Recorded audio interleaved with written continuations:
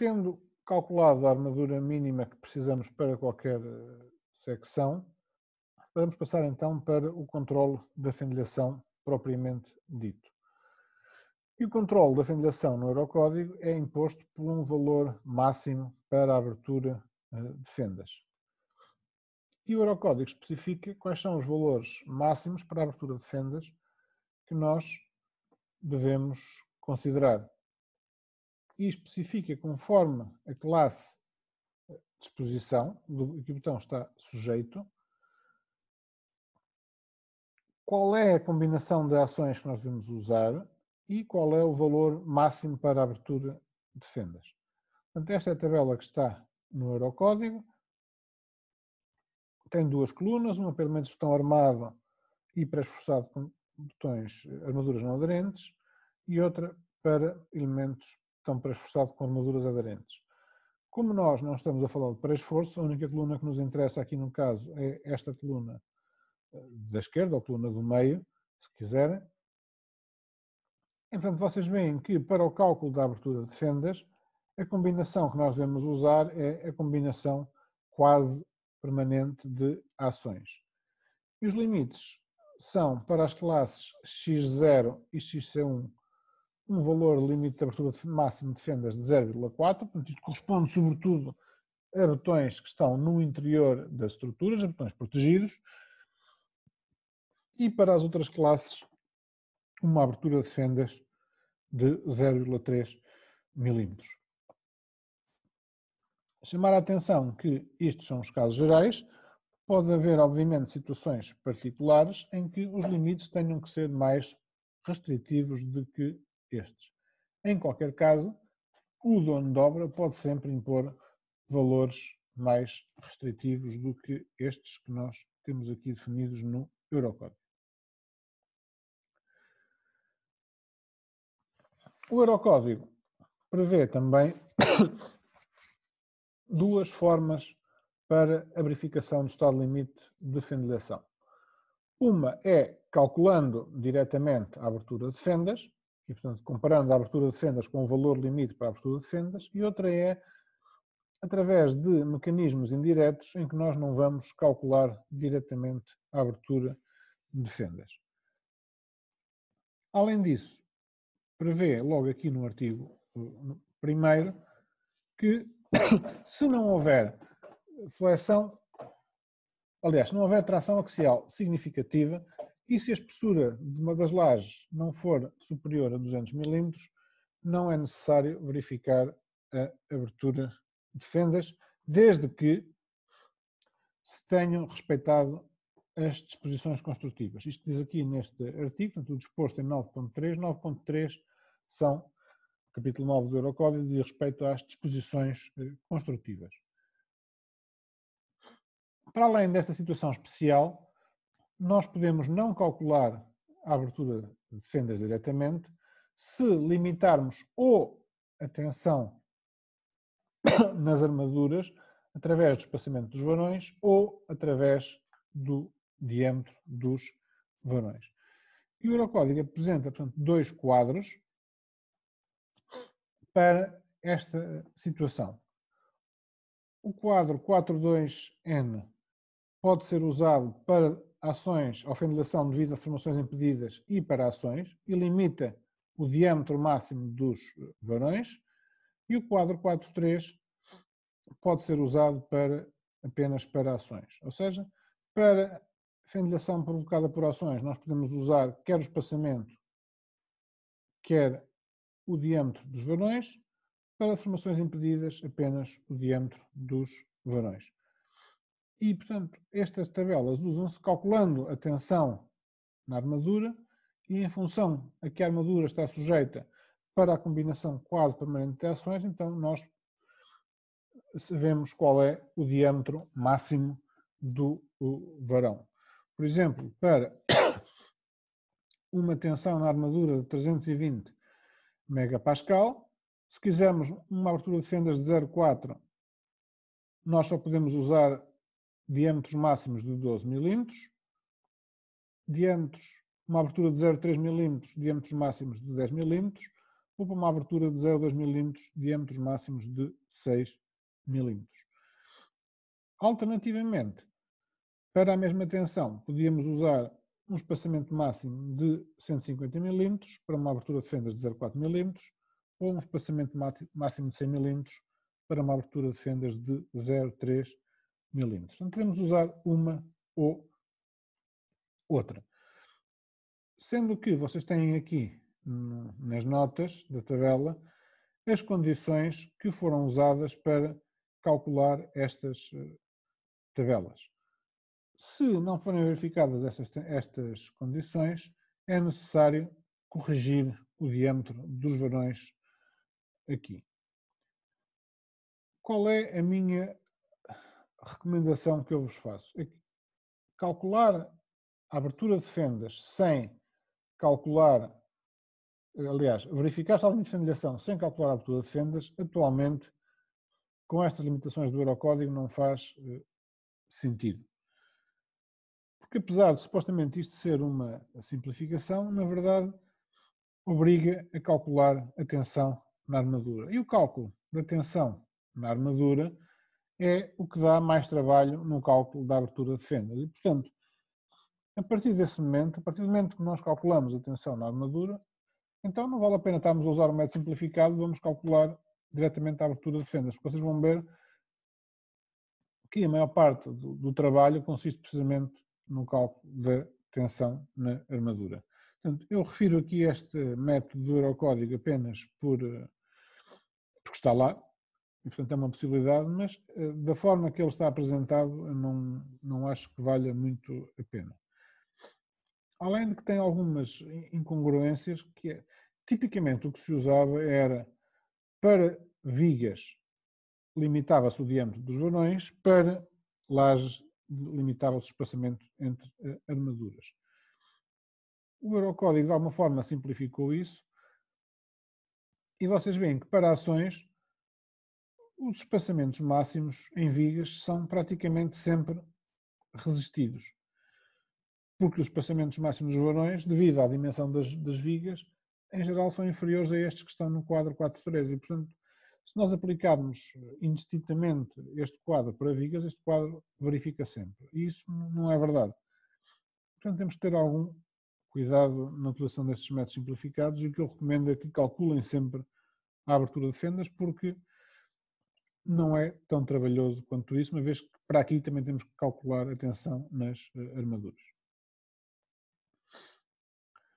Como é que nós podemos então calcular a abertura de fendas?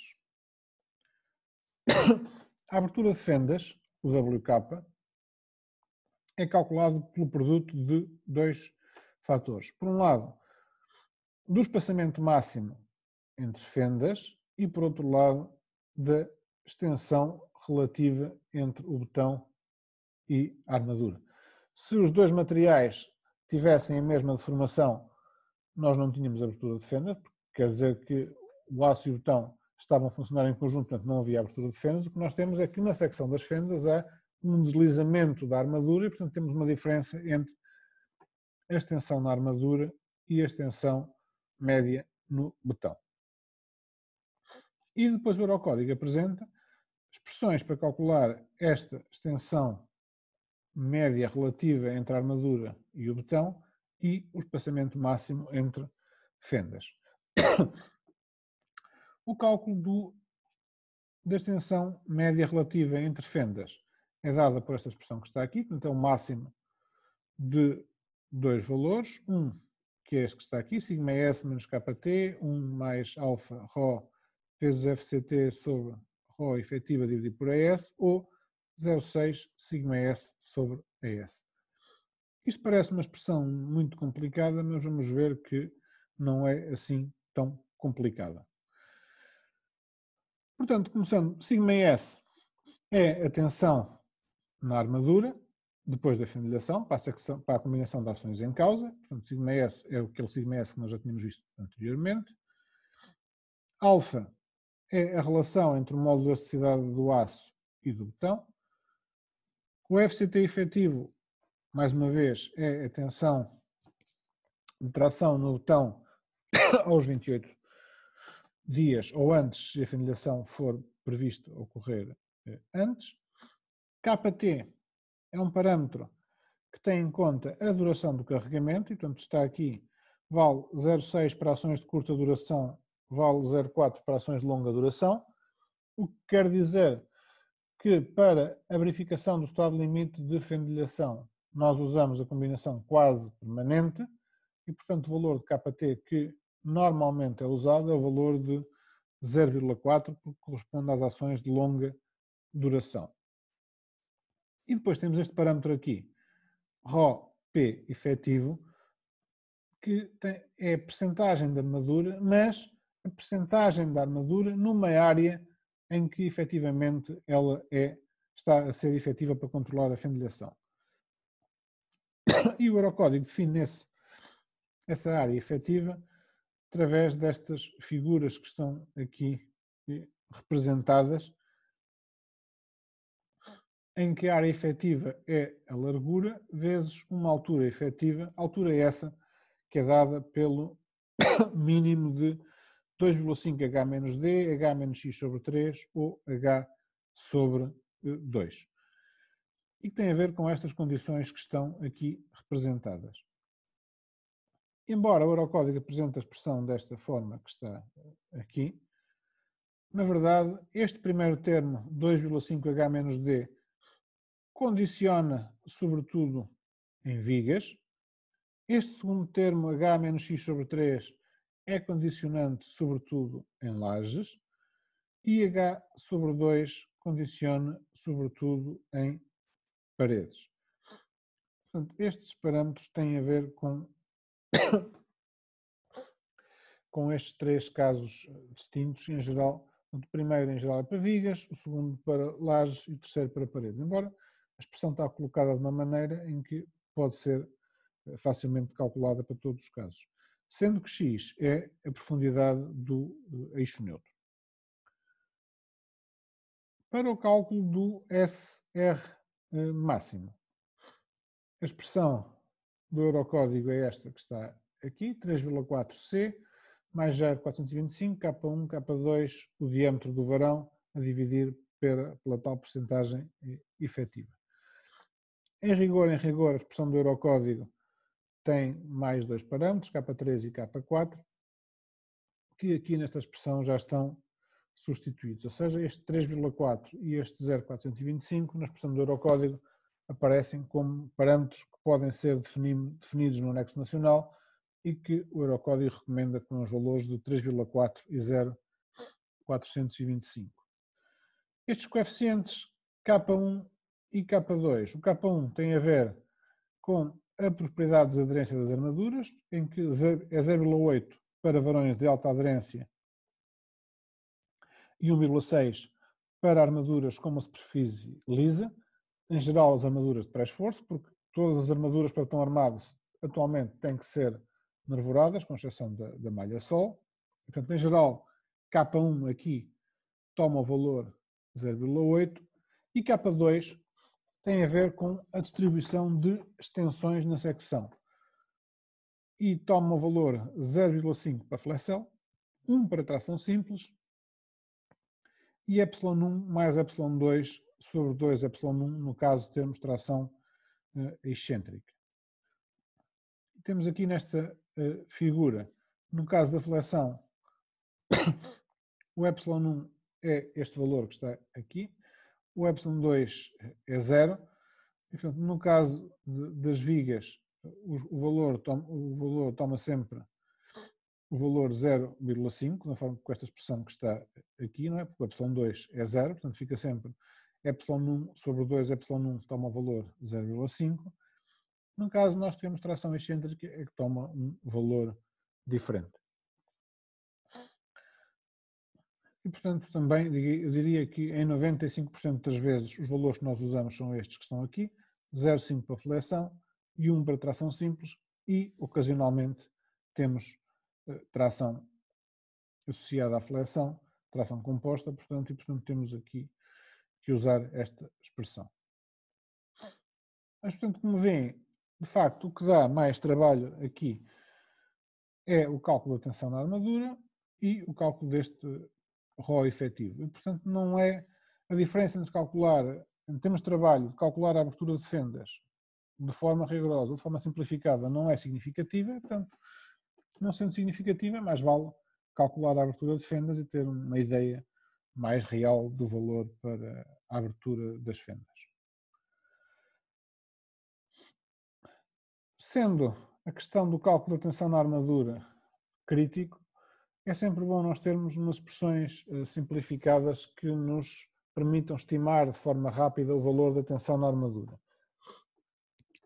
E vocês têm no livro, e têm aqui também no ecrã, duas expressões para, de forma aproximada, calcularem a tensão na armadura. A primeira é um bocadinho mais elaborada, parte do princípio de que, em estado limite último, a tensão na armadura foi calculada para FYD e que, em geral, nós colocamos mais armadura do que aquela que é estritamente necessária. Ou seja, por exemplo, imaginem que vocês precisavam de 5 cm² de armadura, colocavam lá 3 φ16, que dá 6 cm², e, portanto, nós estamos a colocar 6 cm² quando só precisamos de 5. Isto quer dizer que a tensão na armadura, grosso modo, é 5/6 da tensão de cedência. Portanto, este AS-REC sobre AS-PROV tem a ver com isso. Depois, temos também o facto de as tensões na armadura serem calculadas para estado limite último e nós estamos a calcular as tensões para estado limite de utilização. E, portanto, temos aqui um outro fator que é a carga para a tensão que nós estamos a utilizar a dividir pela carga em estado limite último.